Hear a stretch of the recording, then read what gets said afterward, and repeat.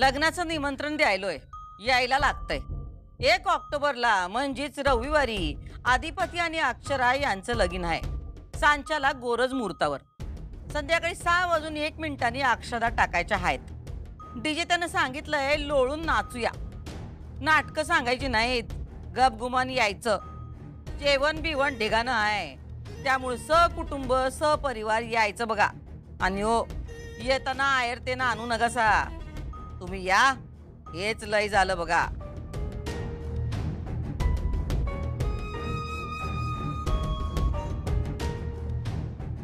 वाह, लय भारी केलीत पत्रिका। आवडली तुम्हाला मॅडम? अहो आवडली म्हणजे लय आवडली। आमच्या आदिपतींच्या शब्दात सांगायचं तर एकदम नाद खुळा। तुम्ही जे सांगितलं त्या हिशोबाने आमच्या टीमने हे केलंय। बेस्ट बेस्ट केलं। लग्नाचं निमंत्रण द्यायलोय, यायला लागतंय। यात कसं कोल्हापुरी भाषेचा गोडवा आहे, आम्हाला लय आवडलं। असं का नाही, हक्काचं निमंत्रण वाटतंय, लय आवडलं आम्हाला। Thank you madam. आता पुढचं नियोजन कसं काय? हा, कामं चालू आहेत, आज उद्या कपड्याचं पण फायनल करू। येतो मॅडम। दुर्गे, हा ताई। बघ आवडली का पत्रिका?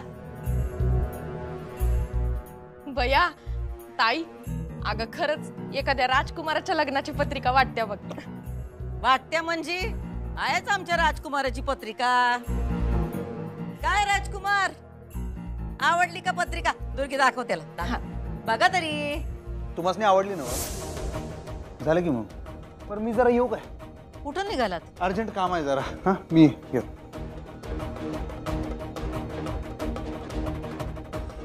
दुर्गे, हा ताई। पत्रिका देवी समोर ठेवायची तयारी कर। वय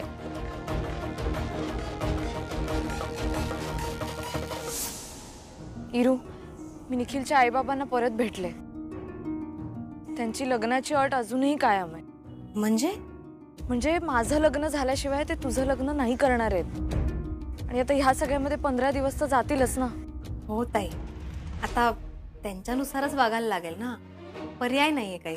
अगं पण इरा, तुझ्या प्रेग्नन्सीचं कुठून कळलं वगैरे तर आपण कसं लपवणार?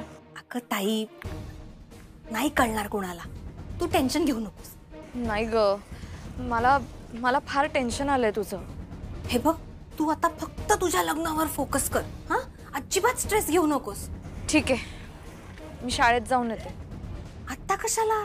अगं फुलपागारे सरांचा फोन आला होता, अर्जंट काहीतरी काम आहे म्हणाले, परत मला वेळही मिळणार नाही। तू आईला सांग। हा चल, बाय।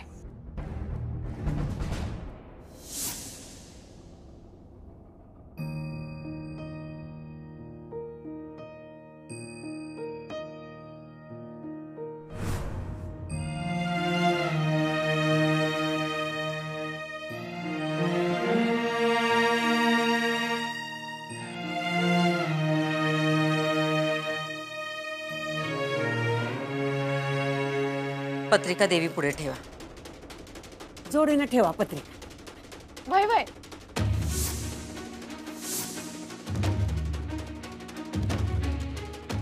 राहू द्या, त्यांच्या मुलाचं लग्न आहे,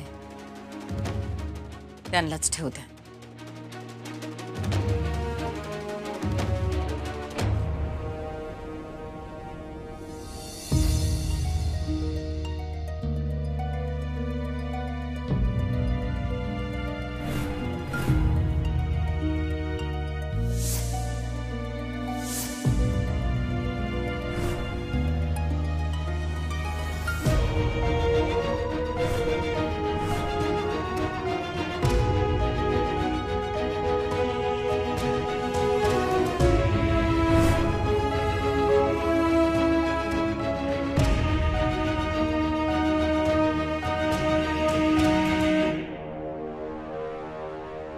आई अंबाबाई, आम्ही जे योजलंय तसंच होऊ दे सगळं। नाही म्हणजे कळलं नाही। तुम्ही बसून घ्या। काय प्रेशरचं काय म्हणत होतं? कसलं प्रेशर? नाही म्हणजे बाकी काय प्रेशर असेल याचा अंदाज नाही मला, पण भुवनेश्वरी मॅडम शाळेवरती बुलडोझर चालवणार होते आणि हे मला कळलं होतं।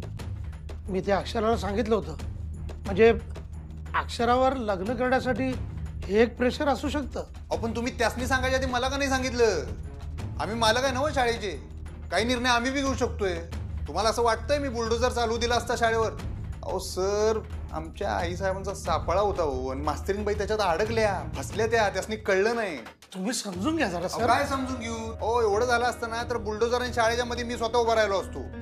आणि जरी आईसाहेब असं म्हणले असतील का नाही, तरी त्याच्या मागे त्यांचा काहीतरी ठोस विचार असणार, काहीतरी त्यांचं म्हणणं असणार. ते विषय नाहीच आहे. पण तुम्हाला मी माझं सांगतोय, शाळेवर बुलडोजर चालवण्यासारखा एवढा मोठा विषय, एवढा मोठा निर्णय त्यांनी आमासनी न विचारता घेतलाच नसता. ही पहिली गोष्ट मुळात. आणि लईच गोष्टी पुढे जाऊन समजा बिघडल्या असत्या तर मी शेवटी शाळेच्या आणि मास्तरीनबाईंच्याच बाजूने उभा राहिलो असतो, पण बुलडोजर चालू दिला नसता. तुम्ही मास्तरीनबाईंनी सांगा म्हणावा, तुम्ही टेन्शन घेऊ नका, हा शाळेला आता काय सुद्धा होणार नाही, तुम्ही सांगा त्याचं. भुवनेश्वरी मॅडमनी तसा शब्द मला आधीच दिलाय की अक्षरा जर का लग्नाला तयार झाली तर त्या शाळा पाडणार नाहीत म्हणून. हे तुम्हाला आणि हे तुम्ही मला जाऊ दे सर, तुमच्या संग बोलण्यात काय अर्थ नाही. नाही हो नाही, मला आता बोलायचं नाही. सर, तुम्ही ऐकून घ्या का जरा सर, प्लीज. तुम्ही सर, तुम्ही बोलावलं होतं ना मला? हो, म्हटलं एकदा तुझ्याशी बोलावं. काय ना की हे म्हणाले की तुझ्या मनात लग्न करायचं नाहीये म्हणून. तुम्ही लक्ष नका देऊ सर त्यांच्या म्हणण्याकडे. आणि तुम्ही सुद्धा आता थांबवा हे सगळं प्लीज.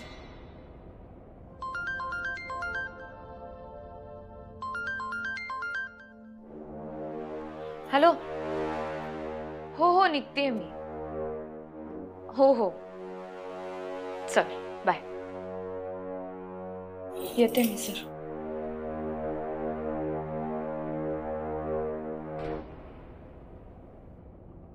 हो मास्तरीनबाई, हो हो, थांबा हो, थांबा घे, थांबा थांबा जरा.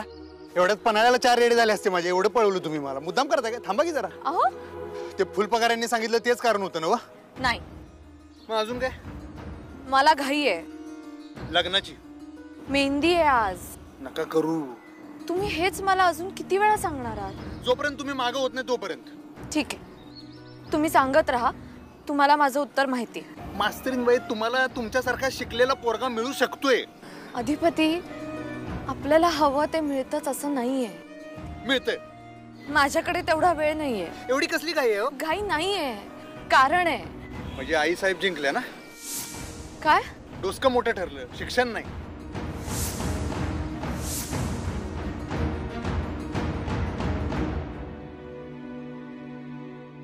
खूप साधी नाही ना वाटणार पत्रिका आपली? नाही म्हणजे अधिपतींच्या घरी देणार होता पण म्हणून म्हणतेय. अगं नाही ग आई, खरंच खूप छान पत्रिका आहे. तिकडे सगळ्यांना आवडेल.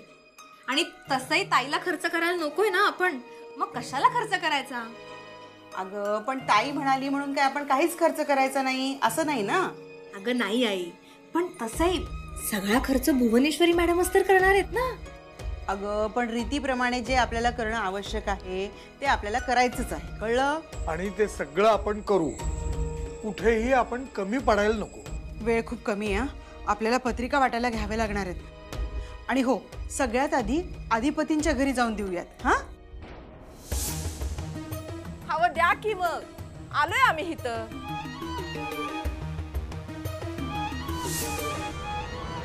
तुम्ही काय डोकं डोकं लावलंय हो? तुम्हीच आई साहेबांचा मुद्दा सिद्ध केलाय. डोसकं महत्वाचं, शिक्षण नाहीच. हे बघा, भुवनेश्वरी मॅडमचं म्हणणं आहे की डोकं महत्वाचं आहे. आणि त्यांना असं वाटतं की मला असं वाटतंय की डोकं महत्वाचं नाही. पण तसं नाहीये. मी असं म्हटलंच नाही की डोकं महत्वाचं नाही. डोकं महत्वाचं आहेच, पण तितकंच महत्वाचं शिक्षणही आहे. अहो, त्यांचा मुद्दा बरोबर आहे. शिक्षण असलं आणि डोसकं नसलं तर काय उपयोग आहे मला सांगा? असं कसं म्हणताय शिक्षण महत्वाचं? अधिपती, हे बघा, मी शिक्षिका आहे आणि आता शिक्षिकेच्या भूमिकेतून तुम्हाला सांगते. माझ्याकडे ना वर्गात 50 प्रकारची मुलं येतात. त्या सगळ्यांना सारखं डोकं असेल असं नाहीये. काही विद्यार्थ्यांकडे जास्त डोकं असतं, काहींकडे कमी असतं. काहींना गणितात गती असते, काहींना चित्रकलेत गती असते. कुणाचं वक्तृत्व चांगलं असतं, कुणाची भाषा चांगली असते, तर कुणाला सायन्समध्ये गती असते. मी जर असा सरधोपट नियम केला की डोकं महत्वाचं, तर त्यातले 2-3च विद्यार्थी शिकतील. मग उरलेल्या 47-48 विद्यार्थ्यांनी काय करायचं? मी जे हे म्हणते ना अधिपती की शिक्षण महत्वाचं आहे, ते सारासार सर्वांगीण विचार करून म्हणतेय. हे बघा, सगळ्यांकडे ना सारखं डोकं नसतं, पण असं असलं तरी सगळ्यांना समान शिक्षण मिळालं पाहिजे, सगळ्यांना समान संधी मिळायला पाहिजे. आणि हे फक्त शिक्षणामुळे होऊ शकतं. विद्यार्थ्यांचा कल कुठल्या दिशेने आहे हे बघून त्यांना सक्षम करणं, त्यांना त्या पद्धतीचं शिक्षण देणं हे माझं काम आहे शिक्षिका म्हणून. मी असं म्हणतच नाही की डोकं महत्वाचं नाहीये, आणि डोकं नसलं तरी शिक्षण घ्या असंही मी म्हणत नाहीये. डोकं पाहिजेच, पण सरसकट सगळ्यांना एकाच पद्धतीचं डोकं असतं असं नाहीये. तुमचं डोकं कशातही चांगलं चालू शकतं, पण शिक्षणामुळे तुम्ही चांगले माणूस होता, समाजात इंडिपेंडेंटली वावरू शकता, तुम्ही चांगल्या अपॉर्च्युनिटीज मिळतात तुम्हाला. आणि अधिपती, फक्त डोकं असून चांगली नोकरी नाही मिळत. चांगली पदवी असेल ना तुमच्याकडे तरच चांगली नोकरी मिळते. आणि मी शिक्षिका आहे हो, माझं काम आहे शिक्षणाचा ध्यास असणारी माणसं निर्माण करणं, चांगली माणसं निर्माण करणं, समाजात इंडिपेंडेंटली वावरू शकतील अशी माणसं निर्माण करणं.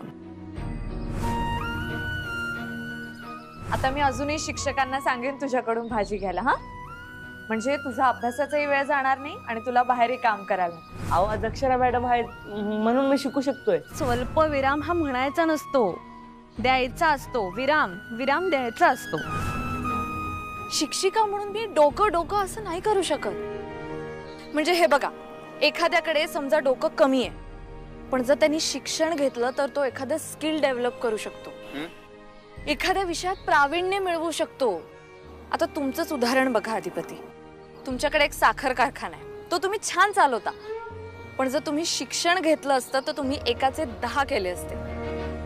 डोकं महत्वाचं आहेच, त्यामुळे उगाच डोकं विरुद्ध शिक्षण असा संघर्ष नको. डोकं आणि शिक्षण असं हवंय. ते डोकं महत्वाचं आहेच, पण त्याला शिक्षणाची जोड असणंही तितकंच महत्वाचं आहे. एवढंच माझं म्हणणं आहे. येते मी. हो मास्तरीन बाई, मास्तरीन बाई, हो थांबा की. काय आता? एक सांगू काय? आई साहेबांनी डोसका आहे तुमच्याकडं. आणि अजून एक गोष्ट आहे, माहितीये का,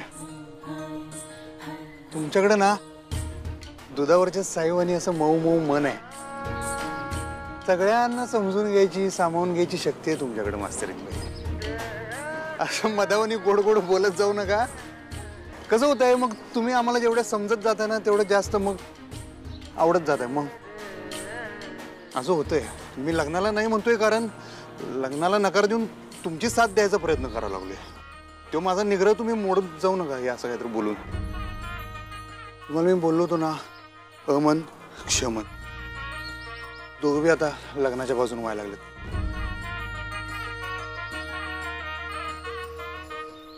या ना, या ना, या या या.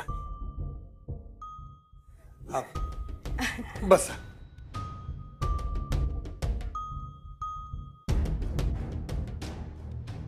पाणी नाही, राहू दे राहू दे, पिऊन आल्या पाणी, राहू दे. बर. नाही, ताई म्हणली आजपासून पत्रिका वाटाय सुरू करू, तर म्हणलं मी पत्रिका घेऊन आले आणि म्हणलं पहिला मान तुमचा, होय का नाही?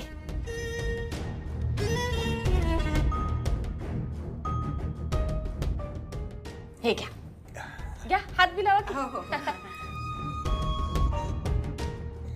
नमस्कार. आम्ही पण येणारच होतो पत्रिका द्यायला. अहो मग द्या की, मी इकडेच आले की, माझ्याकडे द्या. तसा बी येळ कमी आहे आपल्याकडं, माहित आहे ना? व द्या द्या, माझ्याकडे द्या पत्रिका. हो हो. बाबा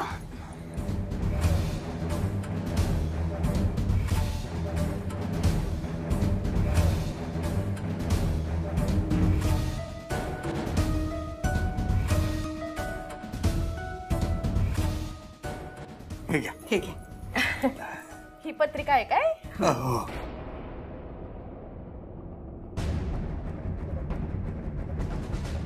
बसा ना ताई.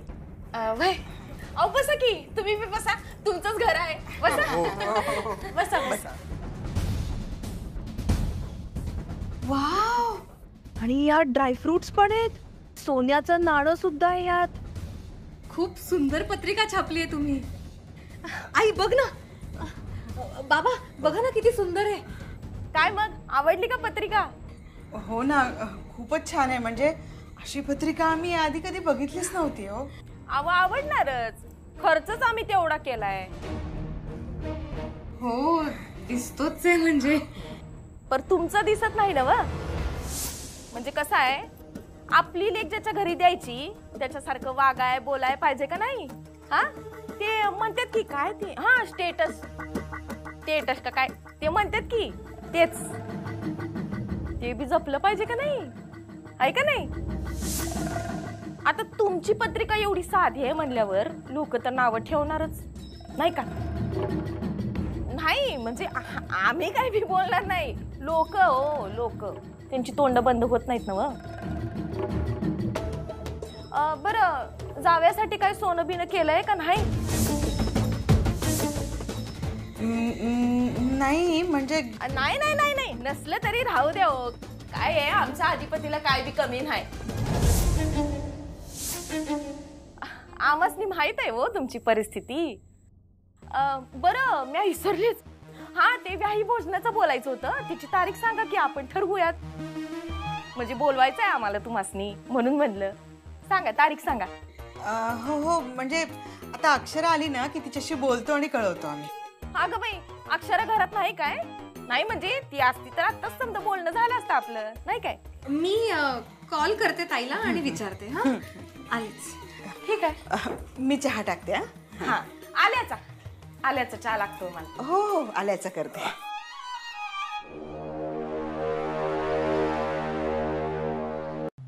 अधिपती आता हे काय तुमचं अमन क्षमन?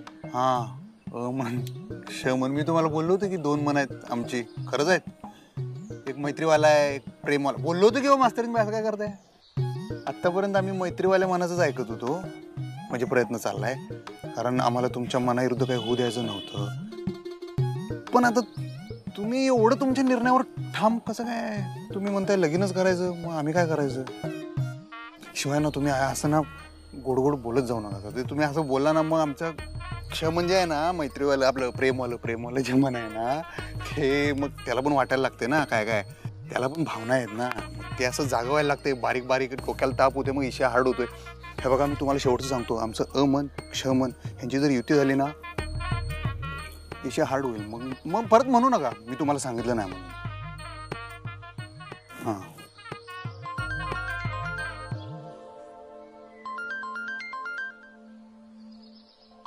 हॅलो. अगं ताई कुठं आहेस तू? हो हो निघते मीरा. तू अजून निघाली नाहीयेस? अगं इथे दुर्गेश्वरी मॅडम पत्रिका घेऊन आल्यात. ये लवकर. ओ अच्छा ठीक आहे आलेच मी. हा हा लगेच निघ. Bye bye. मला निघावं लागेल. दुर्गेश्वरी मॅडम घरी आल्यात पत्रिका द्यायला. अरे बोलता बोलता विसरलो. थांबा 1 मिनिट.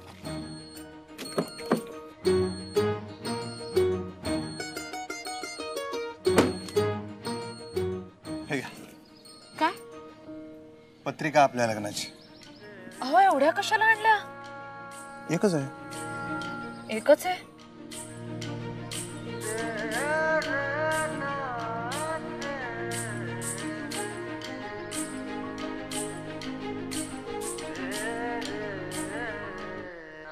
ताईशी बोलणं झालं. हा ती निघालीये, येतीच आहे. ठीक आहे. म्हणजे नाही अक्षराला येळ लागणार असेल तर आम्ही निघतो. नाही म्हणजे कसं आहे, बरीच कामं आहे ती म्हणून. आणि ताई म्हणल्या आज सोनं खरेदी करायचंय सुनासाठी. तुम्ही का नाही ते तुमच्या कपड्यांची माप बिप देऊन ठेवा. येळ कमी आहे माहित आहे का नाही तुम्हासनी? नाही अहो कपड्यांचा खर्च तुम्ही नका करू. हा तो आम्ही आमचा करून घेऊ. तुम्हाला उगाच कशाला त्रास नाही का? अव ताईनं जसं ठरवलंय कपड्यांचं तसं होऊ देत की. नाही म्हणजे तुम्हासनी तुमचे कपडे घ्यायचे असतील तर घेऊन टाका. हा पर एक आहे, आमची बरीच लोक येणार आहेत तर आमच्या स्टेटसच्या हिशोबानं कपडे घ्या. चला मग येतो आम्ही. लय वेळ झालाय. अहो हे काय आहे? पत्रिका आहे. पण ही अशी काय? हसायला काय आलं? मला शैक्षणिक अटॅक आला. मी माझ्या लग्नाची पत्रिका अशी असेल असं इमॅजिनच केलं नव्हतं. मी शिक्षिका आहे हो, शिक्षिका आहे मी. हे त्याला काय होतंय, आमच्या बाजूची पत्रिका आहे ती, अशीच असणार रांगडी. हे काय लिहिलंय? आणि डीजेनं सांगितलंय लोळून नाचूया, नाटकं सांगायची नाहीत, गप गुमान यायचं. हे असंच असतंय आमच्याकडे, हक्कानं बोलत आहे तू. असं मुळमुळीत बोलायचं जमत नाही आपल्याला. मी मुळमुळीत बोलते? नाही नाही, तसं नाही, मुळमुळीत नाही बोलत तुम्ही. पण म्हणजे तुमचं कसं एकदम मोजून मापून तोलून मोलून असं असतं ना, सगळं जागच्या जागी, आकार उकार, मात्रा, यलांटी, व्याकरण, ते काय आपल्याला जमत नाही. व्याकरण तेच ते. आणि प्रॉब्लेम काय शुद्ध बोलायला लिहायला? जाऊ दे मास्तरीन बाई, ते काय जमणार नाही आपल्याला, ते विषय हार्ड आहे, सोडून द्या. जाऊ दे, ठेवा ही पत्रिका, आम्हाला बी निघायचं आहे, घाई झाल्या. तुम्हाला सोडायचं का कुठं? नाही नाही, रिक्षा असेलच तुमची बरोबर. हो खरंच आहे, तिकडे थांबली बघा. तर द्या. हा, दमला घेऊ. मग एवढी पत्रिका बनवली, दमायला होणारच ना. चला येते.